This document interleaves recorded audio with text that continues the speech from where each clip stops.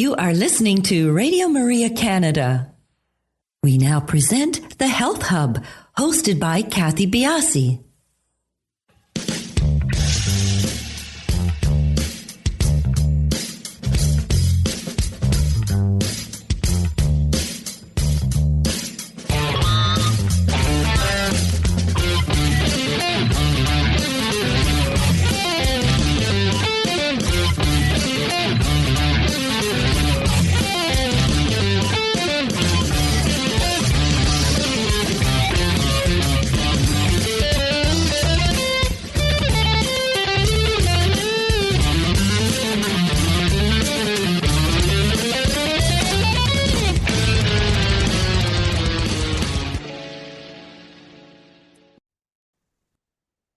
Welcome to the Health Hub on Radio Maria Canada, exploring cutting-edge health and wellness information and therapies, helping you to take your health to the next level. I'm your host, Kathy Biasi, and I'm a holistic nutritionist and a professional cancer coach. In today's episode, my guest is Logan Chierotti, and we are exploring what it really takes to build a quality supplement brand in a crowded and often confusing market. We'll break down why science isn't just a buzzword. It's the foundation of safety, effectiveness, and trust.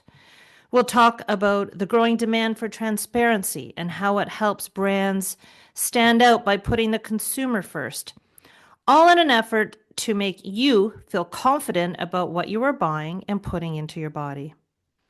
Logan is a seasoned entrepreneur with a wealth of experience in consumer products, marketing, and supplements.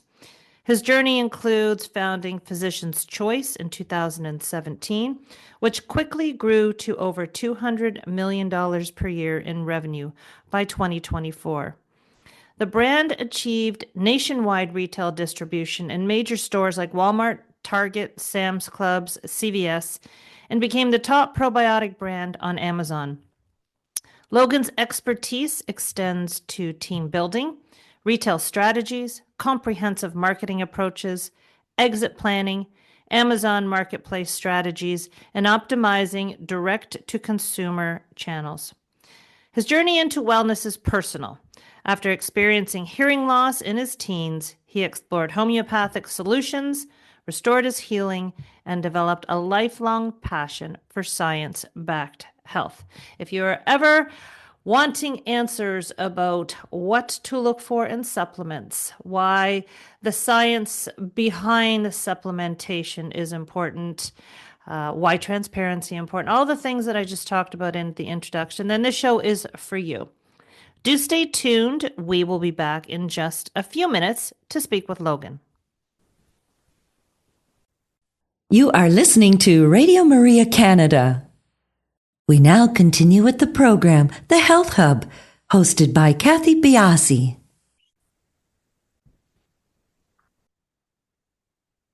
Welcome back to the Health Hub. Please do follow us on our social sites. We are on Instagram, Twitter, and X, and we are at the Health Hub RMC on those locations. Logan, welcome to the show. Hey, thanks, Kathy. Appreciate you having me. You have so many avenues that you can enlighten, entertain, all of the above. And I know that we've sort of honed into one area that we'd like to discuss.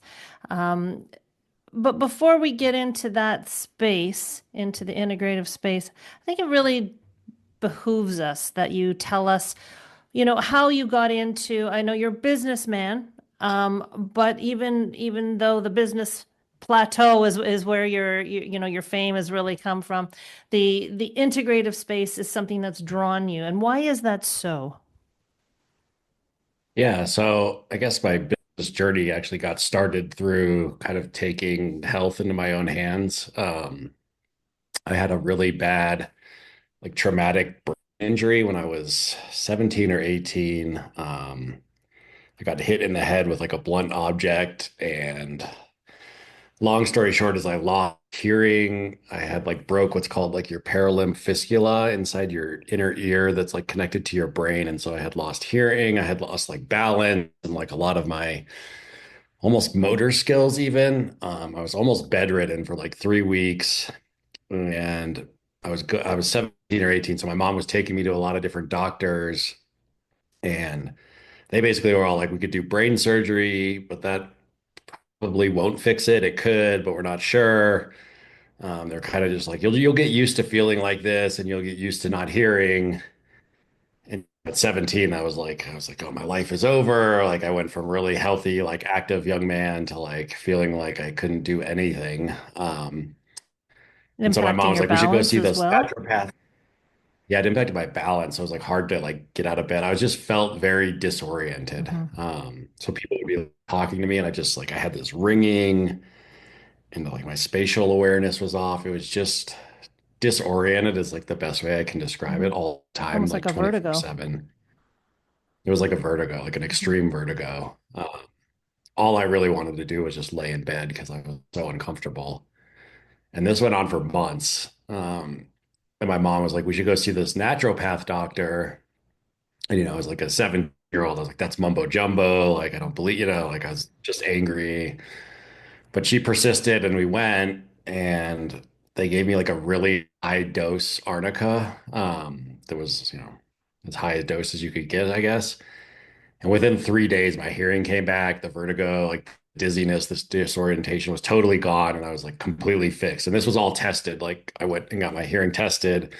Prior to this, there was like 5% left. And after that, it came up to like 85, 90%. Um, and all the regular doctors were like, that's basically a miracle. Like, you should, just, count your blessings and you had a miracle happen to you. But that kind of led me to be like, oh, okay, maybe there is this alternate universe, I guess, where you can take your health into your own hands and really like try to fix your own problems or, like you don't always have to go off like what traditional medicine says. So from there, sorry, my phone is going off. I have to silence that. I apologize. No worries. Happens to the best of us. There's so Sorry. many notifications and things I and all that stuff. know. And so from there, I got super into supplements. I went and worked at GNC and I worked there for like 5 or 6 years. And I, started taking handfuls of supplements every day. I became like a huge believer. And that kind of led me into like this journey of really wanting to focus on my own health and like, not to dismiss like Western medicine, but to kind of take it with a grain of salt and realize like maybe we can do a lot of our own healing. We can, there's other ways to heal ourselves. And so that led me into starting 2017. I started Physician's Choice, which is the supplement company I have. Um, and we really now focus on probiotics. I also had like, gastroenteritis and like a lot of gut health issues. And again, I was prescribed like, I forget what the prescription was, but it was like $700 a month. And, I was looking for alternatives. So I started taking high dose probiotics. At the time, it was one called VSL3, Hmm. but it was very expensive. It was like 60 or $70. And so I wanted something that I felt like was as effective, but was like affordable for myself and everyone else. So created Physician's Choice, and we really focus on like gut health and probiotics. And yeah, today we're like the number one probiotic company in the United States. It's grown a lot. And I think that growth is mainly due to like creating really good products that are affordable, that work, that people like, and they feel the difference, and they're not astronomical in price. So we try to make it like a value-based product for everyone. And why is it called Physician's Choice? Is it the Physician's Choice? So we have a group of physicians, naturopaths, can say that word, gastrointestinal doctors. Hmm. So we have a group of what's called our SAB, our Scientific Advisory Board. And kind of the idea there is like we have some MDs, some NDs, like a wider range of doctors that help us formulate our products. They review the formulas. They help us position the products. They make sure that like, all the products have the best ingredients, like the actual clinical dose in the ingredient. So it's kind of our way of like checking what I think is a good product because I'm not a doctor, but Hmm. like I said, a supplement fanatic. So I do a lot of research on what I think is the best, but then we use our scientific advisory board to really, fine tune and like make the formulas perfect. And so we have our physicians and it's developed with our doctors that we have in-house that work for us. With the probiotic market, with the research coming out in this space into the microbiome, into gut health, it's continually uncovering mechanisms and interactions and pathways. How do you keep up when you're like of all the supplements? Probiotics seems to me to be the one that you would have to be like, wow, research today is showing this. We might need to tweak this. And, you know, um, is that the case? Or are you still working at a baseline overall health when it comes to a probiotic supplement? Well, that's actually a really good question. And that's one of the reasons actually we picked, really started to focus on probiotics because there is so much science behind probiotics. Mhm. We felt like it was something we could really be proud about selling. It was products that actually worked. And so, like you said, the science is constantly evolving. Like we're seeing now there's a lot of research coming out about like probiotics and skin health and Mhm. probiotics, how it affects your mood and your brain health. And those are kind of things that people kind of knew, but now the science is coming out. And so as part of our scientific advisory board, and we have some in-house researchers, is like they're just staying on top of the clinical research that's coming out, and that drives a bit of our new product formulation and our pipeline of like what we're going to be developing. So as we see new research, like we're coming out with a really good mood probiotic Mhm. because we did see that there was certain strains of probiotics that really affect your gut microbiome, that affect your mood and your brain health. And so we decided to come out because the science was strong. We decided to say, okay, it's time to do a mood probiotic because there is a lot of science and it's proven. So for me, I like that. It's a fascinating field, and I like that there's like evolving science, and you know, it's fun to kind of watch what's happening with it. And it's not like vitamin C or something where it's like, okay, it's Right. been around and like there's some new science, but it's kind of just like it is what it is. As you said, the gut microbiome is so complex and there is so much interesting science that I find it enjoyable. Yeah, well, the specializing, and it's not just, okay, this strain does this and that strain does that. There is research, from what I'm understanding, coming out saying, well, strain A and strain B in combination can do the same thing as strain D. And, it's not a myopic field. It's so broad that, again, keeping ahead of the science must be a key piece in the probiotic market. Now, are you getting into areas of supplementation with newborns and with prenatal care? We haven't done newborn or prenatal care yet. What is the It's one science of those. telling you about that? There is a lot of good science that, like, hey, Mhm. newborn and a good prenatal, like it can, like, the gut microbiome really can affect like the development of newborns. And when babies are born, like it depends on I guess, the baby, but there is a lot of good science there. It's one of those things, though, that we want to be really careful that we have like the absolute perfect Mhm. product and that the science is super strong. And so we're not quite there yet from what we found, but we do have like children's probiotics. One that has fiber because we find like kids don't get enough fiber. There's a lot of research that, especially today with like, kind of the diet that our kids are eating, that Right. getting fiber in their diets is important. So yeah, the newborn prenatal is a really interesting area. It's just not one we've like totally gone into yet because we want to make sure we have like the absolute perfect product for that. Well, when I was going through my education in this space, one of the things, my child was one of my kids was born by C-section, and they were born by C-section. No additional probiotics. Maybe the understanding of going through a vaginal birth was not understood. But as the probiotic field has increased, the knowledge has increased. There are all these interesting things about what you can do as soon as the baby's born to sort of repopulate or populate an area that the baby's missed. I think it's just fascinating. Now, have you seen with the launch of your products and all your research and your shoulder deep into this, are you seeing an acceptance within the medical space with respect to the importance of probiotics? It's a good question. we are, but I think it's slow going, right? I think Mm-hmm.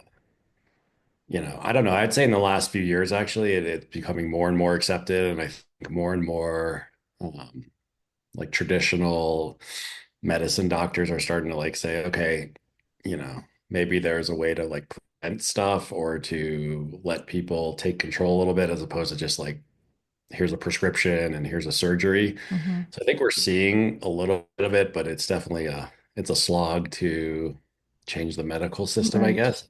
Or, It's interesting. I've seen, well, even with some of my own kids, well, my daughter got ill in Mexico, somewhere south.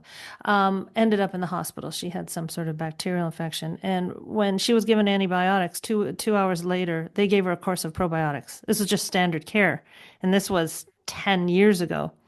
Um, so the question I was I in was sort Mexico. of getting at is, I am hearing doctors say that, have some yogurt or do something on that. So it feels to me with the push of supplements and the popularity of them, especially good supplements like yours, doctors would be leaning on the idea of finding a good probiotic or finding a good source so that they can help their patients. And that's not something that you've seen a bunch of yet. So we're still in the early stages of that. I think we're in the early stages, but I think we're seeing it more than, 10 or 15 years ago, right? I think people are more open to it now. And I think, 10 years ago, people kind of looked at like supplementation or supplements. It's kind of like woo woo, Mm-hmm. snake oil science. And I think now people are realizing, oh, okay, like you said, like, especially with antibiotics, I think that one is very well accepted at this point, where it's like if you take antibiotics, it just wipes out your gut microbiome. And following that up with some kind of like probiotic is important. I think things like that are helping kind of push the movement a bit. We are seeing with, especially, I guess, the probiotic supplements, doctors on board, specialists guiding in the formulation. How does your staff of doctors, if I can call it that, how do they contribute? Are they sourcing materials? I don't know if even that's the right word. The materials for probiotics, are they simply doing the research and feeding it to you? How how does having doctors on board, separate Yeah. you from the pack? That's a good question. It's a little bit of both. It's kind of a collaborative approach. So, for example, with like a mood probiotic that I was talking about earlier, Mm-hmm. we'll bring the cons, we'll start to see the research emerging. We'll start to see like, okay, there's some research showing that, the gut microbiome affects your mood and can affect depression, those kind of things. And then we'll start to see that like there's certain strains, you mentioned a combination of strains that can help with that. So then we'll go to our scientific advisory board and say like, hey, we're seeing some science, or maybe they bring us the science. It could be either way. And we'll say like this, we think this is a good idea for a new product, and put it in our innovation pipeline. And then we'll work with them to identify like what are the best strains for that?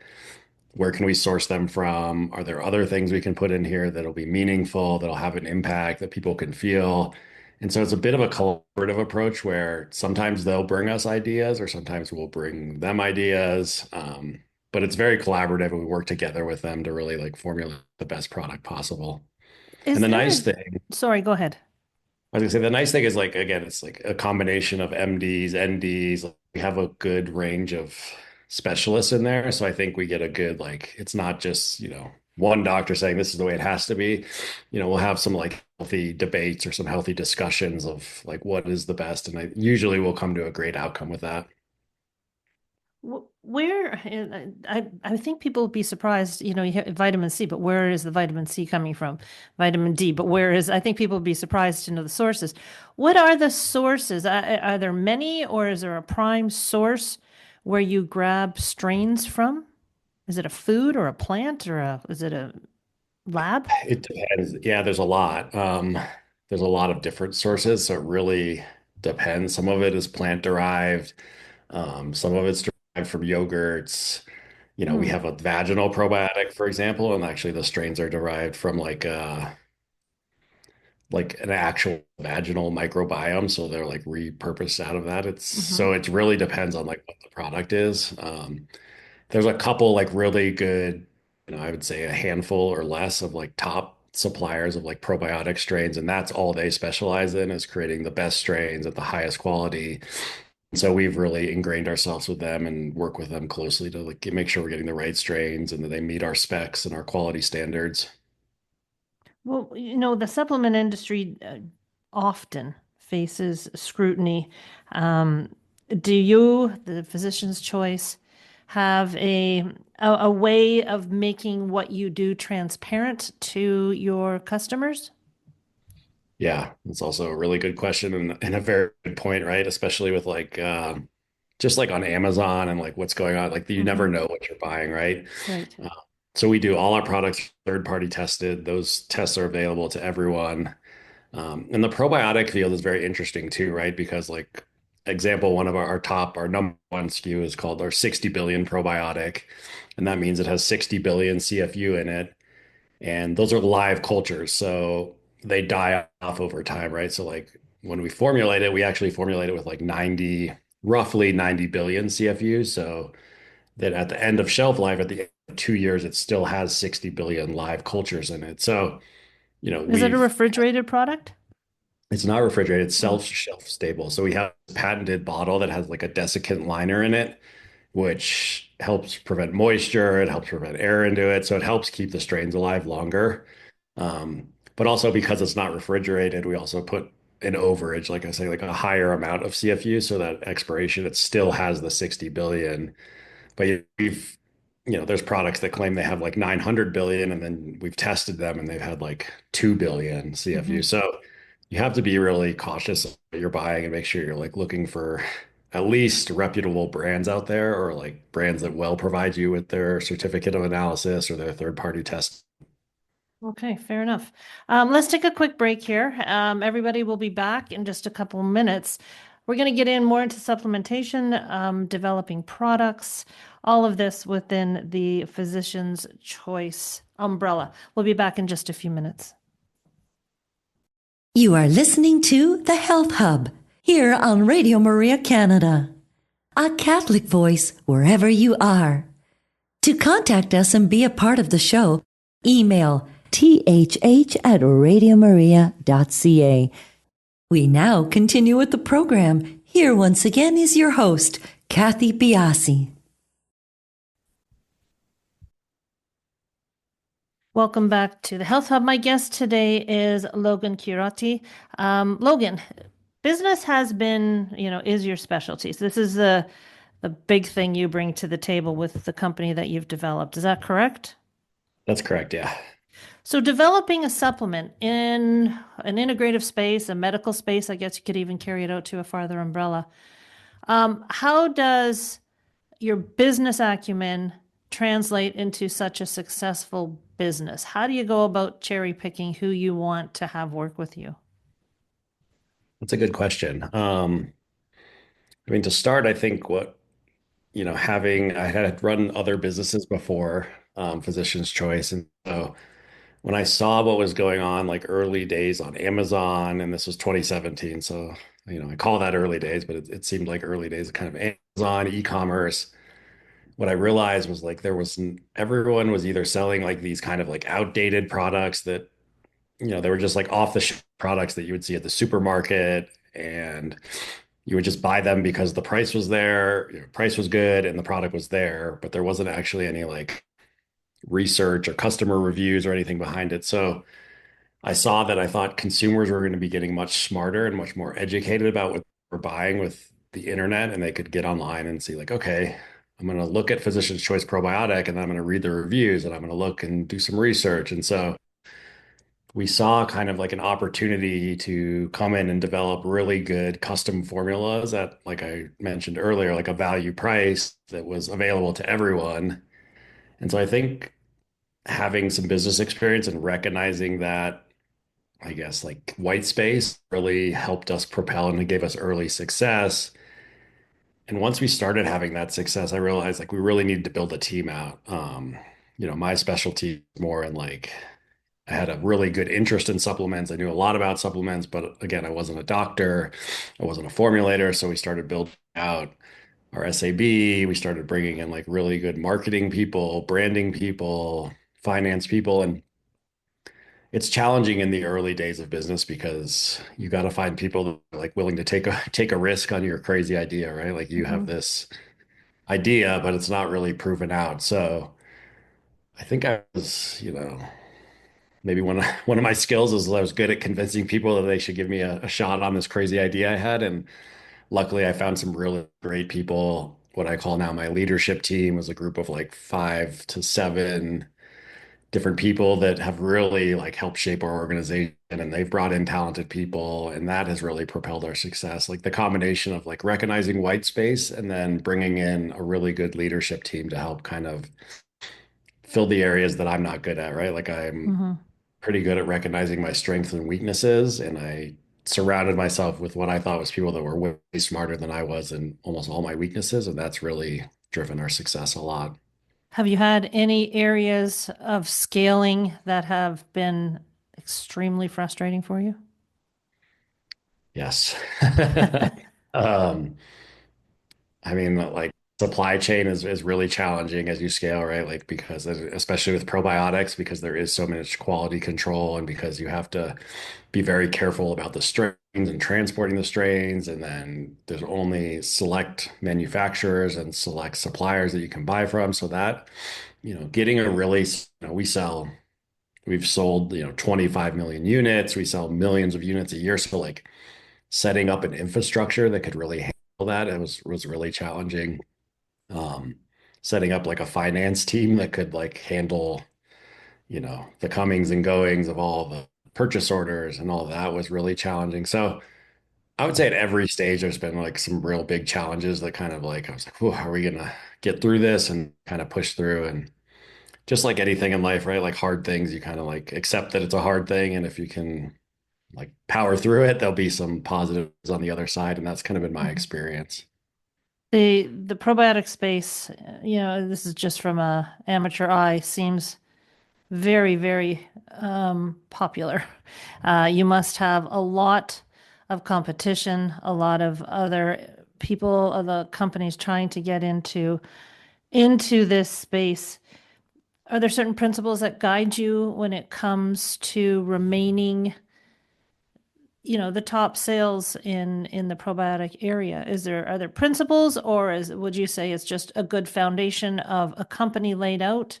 Um, with such a tight area, how do you manage to keep moving? It's a great question. I think there are actually principles. And one of our core principles that I've had like since day one that I think has really helped us is like I would never develop or like put my stamp of approval on any product that I would not take myself or that I would not recommend to friends and family. And I know that sounds very like basic, but I think a lot of supplement companies are in it just to make money, and they're just selling product like, oh, elderberry gummies are a trend, and the, Hmm. keto fat burning pills are a trend. And like we never got into that trend following. It was just like, is this a product I would take every day, feel comfortable about, and I would recommend to my mom or my dad, my brother or my wife? And I think that has really guided us well, as opposed to just following trends and like getting distracted with like the new hot thing. Instead, we've said like, let's develop really great products in the gut health space that work well, that are affordable and value based. And I think those principles have really just, and then, we don't get super distracted, like competitors come and go and competitors come in the space and they leave, but we've always just focused on our mission of delivering good products at a quality price. And we've been doing it for like 8 years now. So it's like it wasn't really an overnight success necessarily. It's just like been staying very true to our values, true to that. And a lot of hard work over 8 years has really separated us from the competitor. What have you learned in this area of supplementation? Are there myths out there? Are there misconceptions? Are there things that you would like to warn people about? Buying off of Amazon or buying online through third parties. Are there things that you have learned through good luck or bad luck that you can pass on to our audience? Yeah, I think I mean, there's a lot of things I've definitely learned. I think a couple of like what I mentioned earlier was, if you're buying on Amazon or you're buying on the internet, like you want to go probably look at the company's website, poke around a little bit, look at their reviews, because there's a lot of companies, like I said, they'll say like, oh, this is a 900 billion CFU probiotic or 100 billion CFU probiotic. And then you go and look at their website and maybe they don't even have a website, or maybe they have like their reviews are very questionable looking. So I think it's not hard to develop a cheap supplement product is one thing I've learned. Like there's a lot of private label manufacturers where like you or I could just go and order 100 units of a very questionable product and put it on Amazon and start selling it. It's not like a super difficult process. So I think that is a little scary and something that I learned like, wow, there's like, a lot of sellers from like China that are just like putting knockoff products up there or products that don't even have the ingredients and duping consumers. So it's, you have to be in it, not just Amazon or online. It's like even in the supermarket, like, a lot of the products, if you read the labels, they're just filled with like crazy artificial ingredients and crazy fillers that are almost counteracting the benefit you think you're getting from taking something healthy. And I mean, we were going to talk about this, I think, later, but if we get into it now, it's like fiber is a great example, right? Like even the big like dinosaur fiber brands, I won't name them, but like the most popular fiber brand in the world, if you read the label and you start reading the ingredients, it has like yellow six and maltodextrin and artificial sweeteners and xylitol, like all this crazy stuff in it. It's a fiber product that's supposed to be good for you. And you're like, Mm-hmm. why are they putting like yellow six and all that? It's just, I think Oh, because because the before, overriding thing, if you're drinking something, and this is, I'm sure, something that you've had to combat, people want ease and people want something that's not disgusting. A very good true. fiber supplement, the good fiber supplements that I have bumped into, they don't dissolve too well in water. They don't taste that great because they lack those things. So, how do Right. where do you draw your line? We need to make this taste good. We need to make this dissolvable, or no. Yeah, so we just came out with a fiber. It was a great point. It's actually a really good point. It's a great question.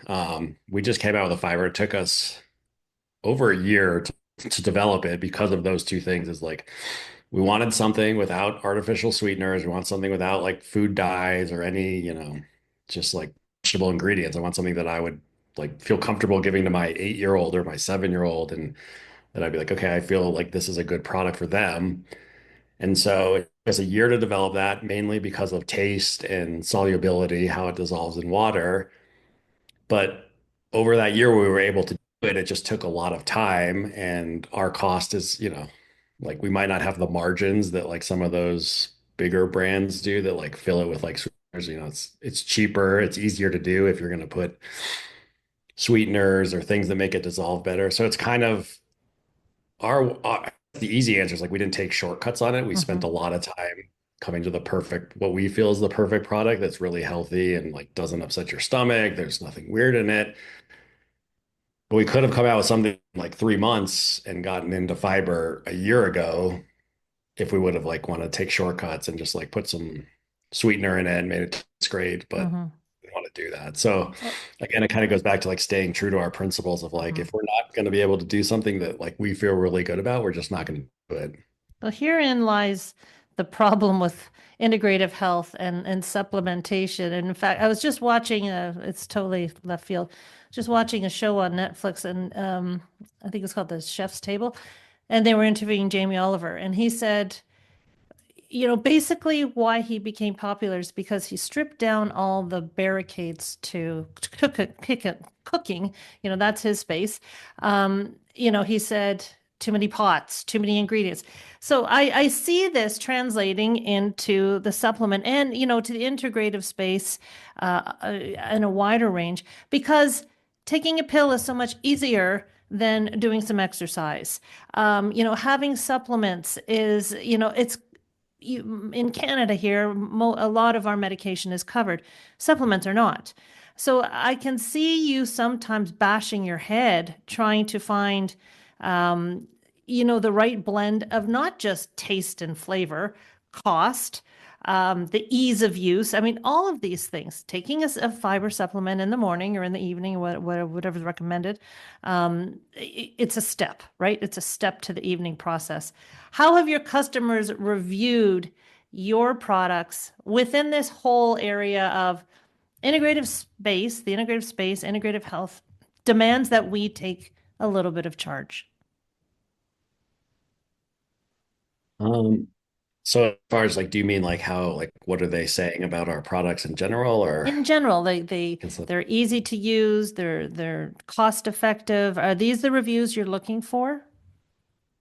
yeah, no, it's a really good question. I think going back to your earlier point too, is like that was something I learned early on, in that like how important that was, right? Because we had, as an example, we have a really good women's probiotic, and when we first came out with it, it was 3 capsules, and the capsules were large, and the Mm-hmm. reviews were very poor because people didn't want to take large capsules and let alone 3 of them.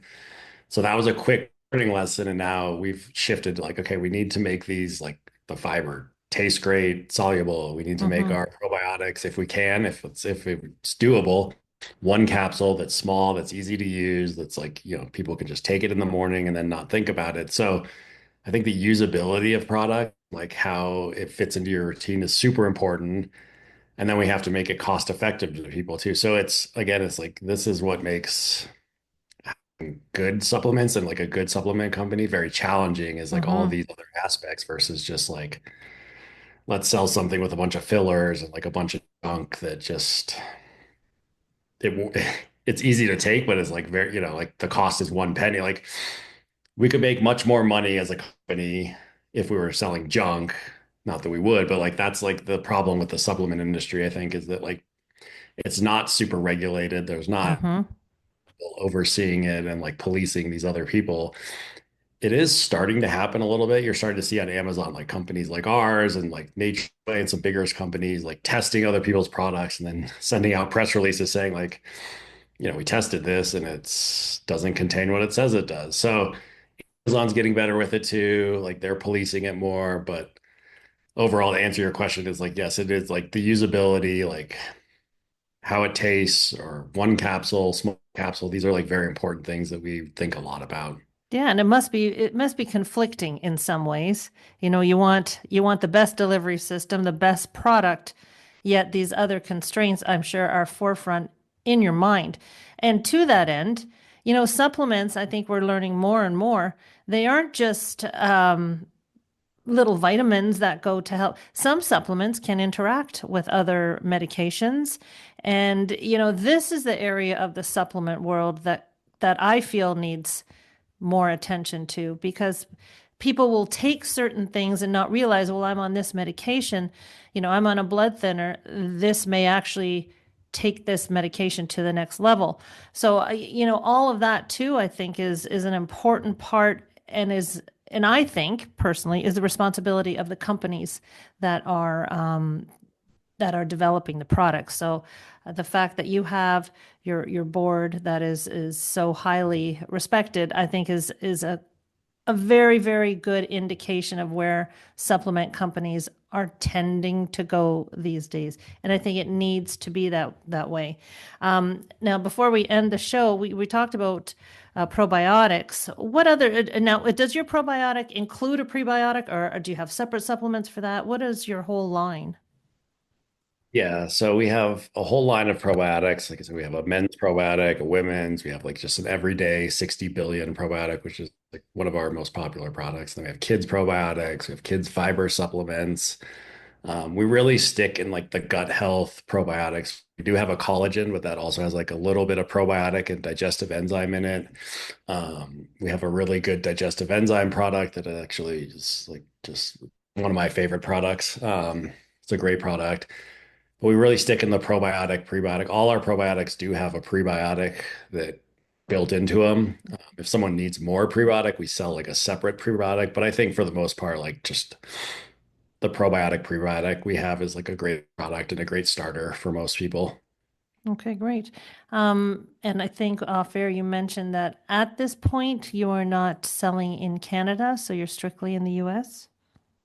That's correct. Yeah. Right now, we don't sell in Canada. If you live in Canada, you can probably still get our products, but because of like a lot of the labeling and with the French labels and all that, Right. we haven't made that. Again, that's one of those supply chain things, right? Where it's like everything has to be in French and English. So Hmm. it's something we'll do eventually, but we haven't got there yet. Well, wonderful. And how long has your company been up and running? We've been around just about 8 years now. So we started in early 2017. 2017 you started. Wonderful. Well, thank you so much for being on the show. I really appreciate you taking the time and congratulations on all the success that you've had. I think it's a great tribute to the guy you are. Thanks, Kathy. I appreciate you having me. It's been a blast. Everybody, we will talk to you next week on the Health Hub.